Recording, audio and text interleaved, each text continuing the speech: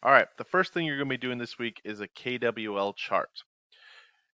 There's an attached KWL chart, and remember KWL stands for what do you know, what do you want to know, and what did you learn.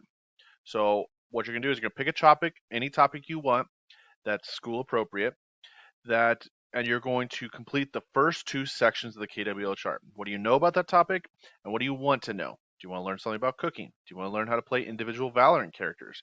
Do you want to learn how to change oil in a car? Do you want to learn how to contour? Then you're going to find a YouTube tutorial video that explains that topic. Watch the video and then complete the L on the chart. Remember, link the YouTube video when you're done.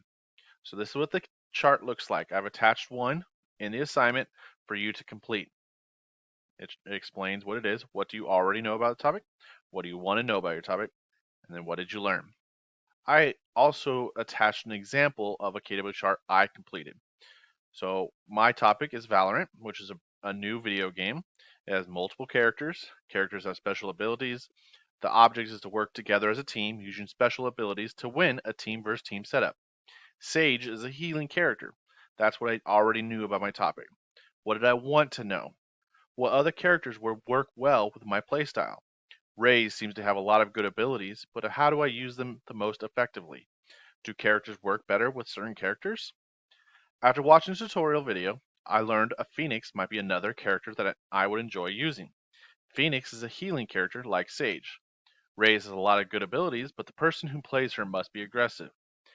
The video did not answer my last question. So that is my completed KWL chart. I completed that in Notability. Remember, you do K and W first, and then watch the YouTube video to complete the L side. You will attach that to this assignment. Don't forget to link the YouTube video you watched. Thanks.